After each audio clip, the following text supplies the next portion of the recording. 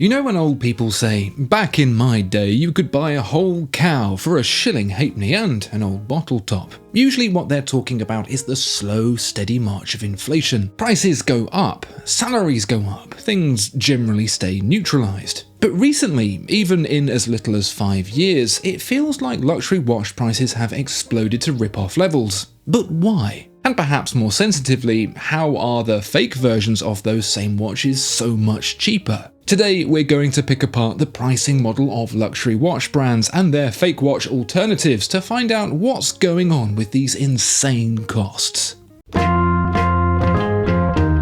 To start us off with the bitter taste of resentment, I'd like to explore some of the historical pricing of well-known watch brands over the years. Makes sense to take Rolex as a benchmark, since they've basically been selling the same damn thing for near on a century. A Submariner in the 1950s is more or less a Submariner now, albeit without the requirement for knee pads. Were you to wander to your local authorised dealer, or bait and tackle shop, where yes, Rolex Submariners were available, you would be handing over the princely sum of $150 for the steel variety Submariner. Now, that doesn't sound like a whole lot of coin, but before you flip your desk, we really need to contextualise that price first. We need to know what the average salary was back then and how much that $150 would cost now with inflation, compared to the modern salary average. In the 1950s, you were doing about average earning $3,500 a year, making a Rolex Submariner just about a 23rd of that salary. Today, a Submariner costs $9,500, just under a seventh the average salary of $65,000. Were the ratios the same now as they were back then, a Submariner should cost just about $2,800 today. If that weren't frustrating enough, that $150 spend in the 1950s, adjusted for inflation, would be $1,800 today. So yes, your grandpappy bought his Submariner for the equivalent cost of an iPhone Pro Max. Now your blood is on a nice gentle simmer, let's turn up the gas a bit by bringing further context with the property market. You know that indulgently luxurious cash drain called a roof over your head, and how the price of property has made it all but the work of fiction for upcoming generations. Let's see how it stacks up to luxury watches. When a Submariner was only $150, that left plenty to go and buy a nice home to wear it in, with the average accommodation something around the region of $7,500. That's a little over twice the average salary back then. Today, the average home costs around $450,000, just about 7 times the average salary. According to inflation, that $450,000 average home should cost more like $90,000. Today, adjusted for inflation, a house costs 5 times more than it did in the 1950s. A Rolex Submariner, by comparison, is also 5 times more. Surprise! Pretty much everything costs 5 times more now than it should. Even with 2 average full-time incomes, that's still barely over half the Rolex buying power of a single salary back in the 1950s. We can try and narrow down if this is a recent phenomenon or if we've been Rolex wearing frogmen in a hot pan by tracking RRPs decade by decade. So, for example, in the 1970s, the cost of a Submariner had risen from $150 to around $250, giving more or less the same adjusted figure of $1,800 today. So far, so in line with inflation. By the 1980s, you'd be shelling out $900 for the same, which pushes our modern-day alternative to $2,700, and into the 1990s, that RRP had jumped up again to $2,000, which would be $5,000 today. The 2000 saw the price break the $3,000 mark, that's $5,500 today, which doubled to $6,000 in the 2010s, much closer to modern equivalent pricing at $9,000 inflation adjusted. This isn't reflected exactly with every brand, but it's not wildly against the grain either. Other luxury watchmakers like Omega sawtooth their way above and below Rolex's benchmark, albeit trending overall in a similar direction. For example, the Omega Seamaster was more expensive than a Submariner in the 1960s, then half the price in the 2010s, but today is catching up again at 3/4 of the price for the latest dateless examples. So it wasn't a slow, steady change, and it wasn't a sudden shift over the last 5 years either. More of a logarithmic upward trend, exactly the same as property, and just about anything else you can think of. But how have we arrived at today's RRP exactly, and why is it so much more than the inflation-adjusted price of a 1950s original?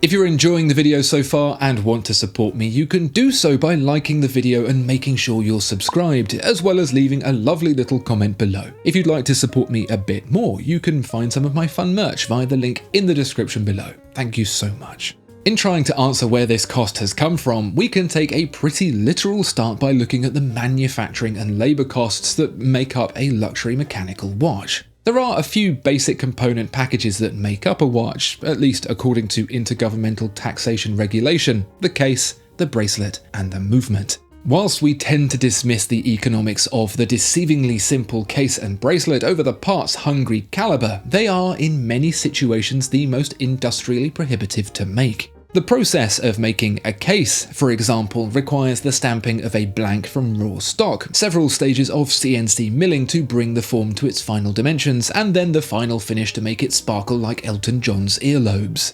Similarly, a bracelet with multiple components per link, not to mention taper and adjustment, requires a very specific milling setup to produce the volumes required at an acceptable cost. It is entirely possible to produce a case and bracelet from basic stock metal on a run-of-the-mill 5-axis CNC machine, but the excessive time and material wastage simply makes it uneconomical. So smaller companies outsource and larger ones invest in vast halls of dedicated machinery that do nothing but stamp case blanks or mill link 3 outer left pieces all day long. That means there's either middleman margin to be paid to the supplier or a sizable spend on vast multi-million-dollar CNC machines, of which a brand like Rolex will have enough to fill up a football field. Either way, the case and bracelet can make up to half the cost of the total production. So it's true, the movement does take the lion's share of the manufacturing budget, but not by as much as perhaps anticipated. This of course varies wildly when a movement is a basic bought-in job or a hand-finished masterpiece,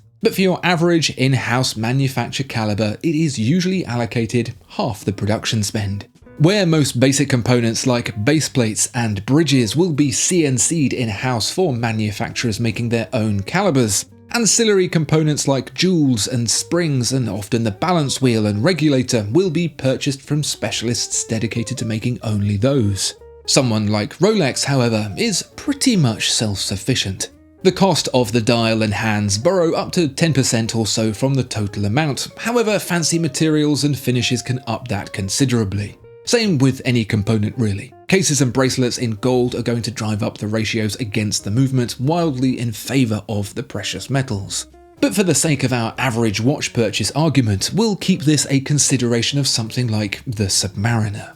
For which, in fact, I do have what I believe to be a pretty accurate cost breakdown. For a stainless steel Rolex Submariner at the $9,500 mark, the cost to Rolex HQ to physically make the thing is $2,000. Depending on how green or cynical you are, that may be both lower or higher than you were expecting, and I'll let you fight it out between yourselves in the comments as to which. Based on my first-hand personal experience working for a group that manufactures watches and having seen those costs with my actual human eyes, I can tell you that this is likely very accurate.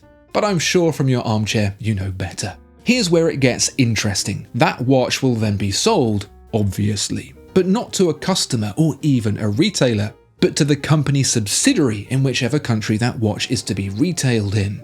So Rolex HQ will sell to its Rolex USA subsidiary for around $4,500, providing margin for general business overheads plus profit to HQ. This is the cost import duties like the tariff are applied to, not the retail price. You can see why the tariff is therefore exceptionally painful for brands that sell direct to consumer, as for them it's charged on the final RRP.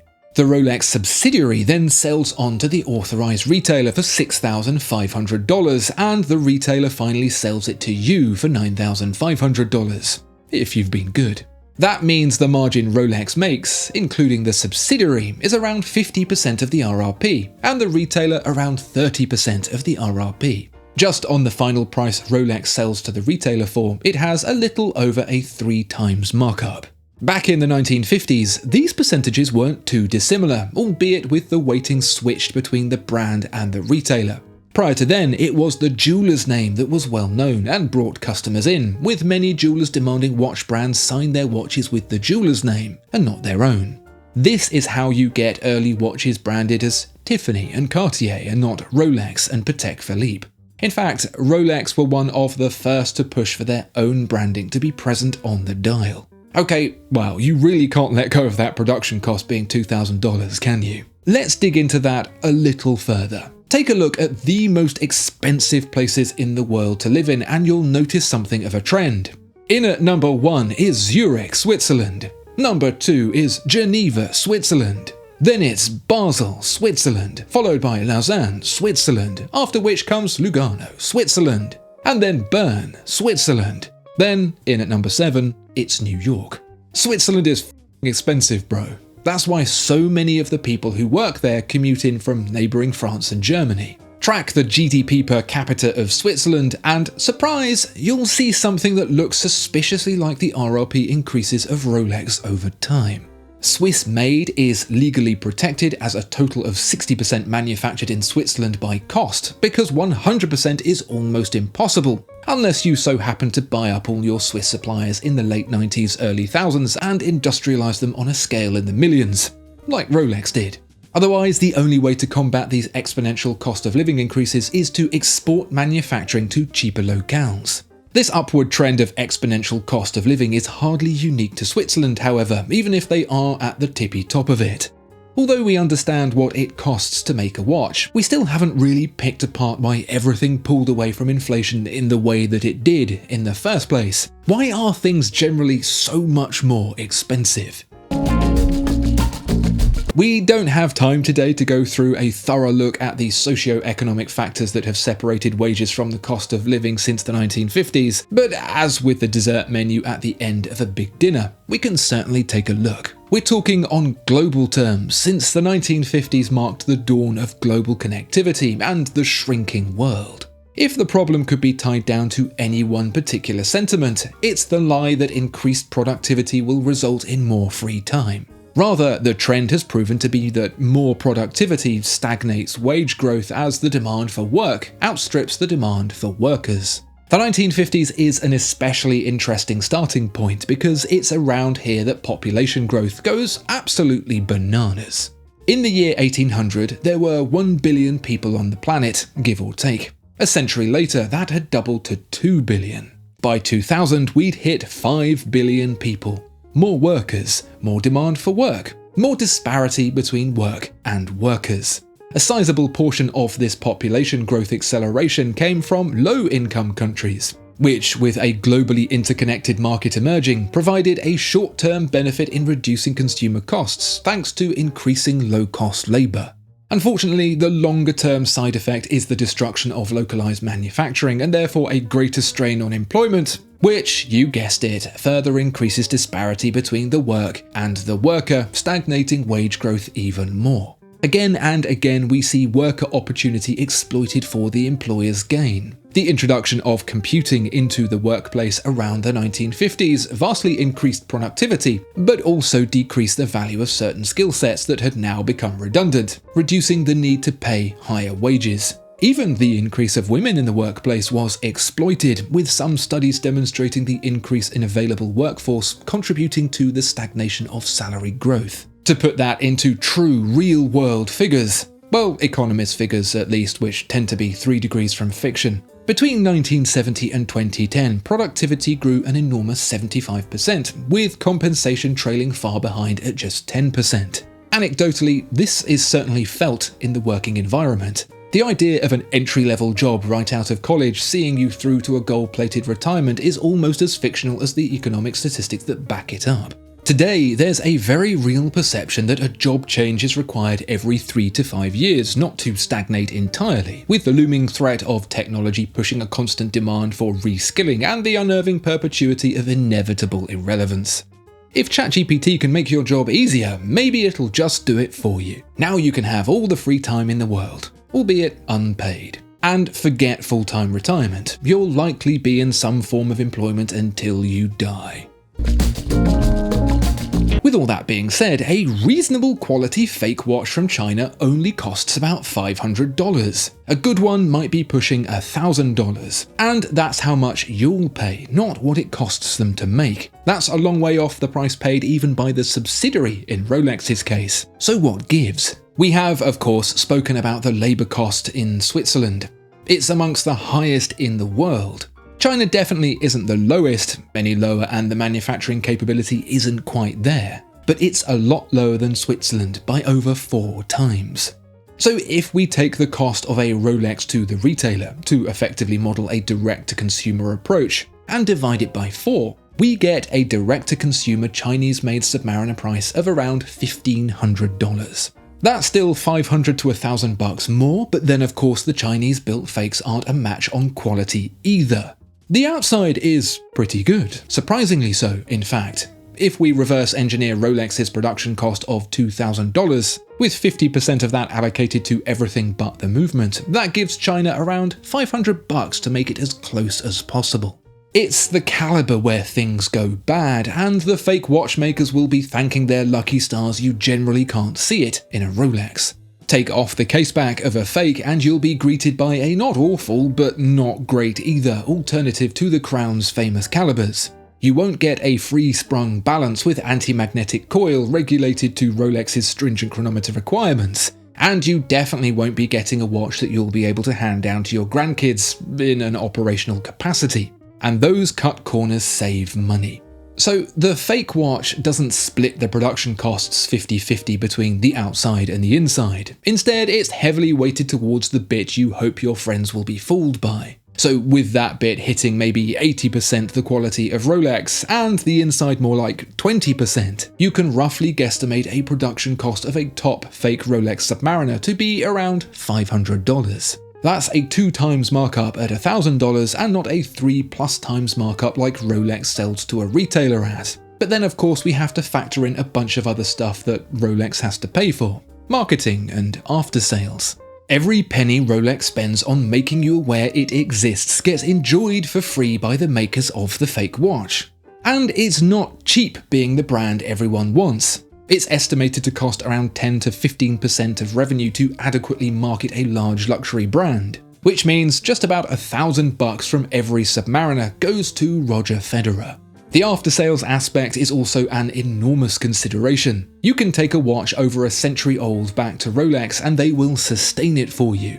A 5-year warranty on new purchases isn't going to come at zero cost to Rolex, no matter how hard it tries to make its watches infallible.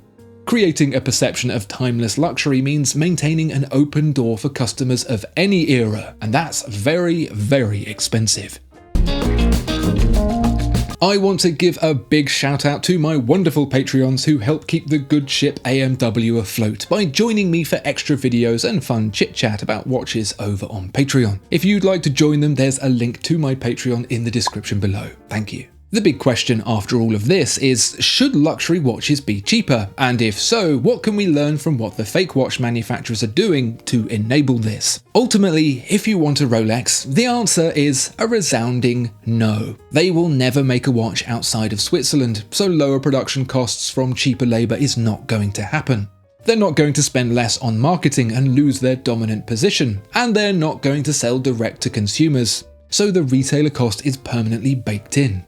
Even though Rolex now owns Bucherer, one of its retail outlets, that's still a business that has to run independently and make a profit, and can never exist completely free to the business. That being said, I get the increasing sense that Rolex offers something of a barometer of value within the watch industry. I know what I just said and I know it sounds ludicrous, but please do hear me out. Because there's a reason Rolex continues to come out on top, and I don't think it's through any short-term coincidence. Rolex was founded on the prospect of balancing quality and value.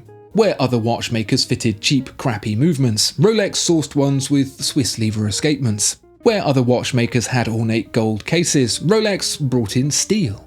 Where other watchmakers traded on centuries of reputation, Rolex made a meaningful difference in the real-world value of wristwatches. Through virtually every decade of Rolex's existence, it's evolved, adapted to accommodate not to what's happening, but to what's going to happen. Case in point, during COVID, when every brand and its mother put prices up wildly, a stainless steel sports Rolex received only incremental gains. In the case of the Submariner, it was just a few percent. This puts Rolex in a position where, as other brands now scramble in these difficult post-COVID times to wrestle for sales, it offers one of the more affordable entries into the luxury watch market. When an Oyster Perpetual can be priced almost identically to the equivalent Omega Railmaster, you know there's a problem. Granted, you'll get a discount on the Omega and not the Rolex, but that's more of a symptom of Omega's issue. The other opportunity Rolex has to reduce its costs is to also reduce its quality. Of course, that's as likely as Kanye West not making it all about him, but it is still achievable through a sub-brand. Rolex created Tudor as just that, and today it operates in exactly the same capacity. The outside of a Tudor watch may be 70% of the way there to a Rolex, but the inside is closer to 40%. Functionally excellent, but just not built with that same level of fit and finish that eats up that extra cost thanks to the delicious law of diminishing returns. Take the $9,500 RRP of a steel Submariner, apply those percentage factors to it, and what a surprise! You land pretty much bang on the cost of the Tudor Black Bay 41. If Tudor exclusively sold direct to consumer, you could knock off another 30%, bringing it comfortably under $4,000. If they made them in China, which they expressly say they don't, it would be $1,000, which is pretty much where you'll find the best Chinese micro-brand dive watches. It's the independents and micro-brands that have learned most from the makers of fake watches. In fact, many of those micro-brands are manufactured by makers of those fakes, looking to diversify into something that doesn't rely on the illegal replication of something else. Selling fakes is quite rightly getting clamped down on, and Chinese factories are realizing that owning their capabilities rather than leeching off others is more financially sustainable in the long term. So you'll see independents and micro brands offering direct to consumer, utilizing more affordable labor, balancing quality and cost where it matters most, and pursuing affordable avenues of marketing like organic social media and word of mouth. Of course, they're never going to sell 1 million units per year, but that's not exactly their goal. It's impossible to point the finger at luxury watch brands and state the rising prices are simply a factor of greed. At least, not exclusively their greed. Wage stagnation over the better part of a century thanks to an increasing workforce, decreasing reliance on skilled labor, the threat of complete automation, and the wild growth of productivity means we just don't have the spending power we used to. Inversely, a smaller world market, more affordable international labor, and the increasing capability of Chinese manufacture means small, young watch brands can reverse the march of time and make great watches that are much closer to where the inflation-corrected cost of a Rolex Submariner should be. That is, at least, until the robots take over. Thanks for watching.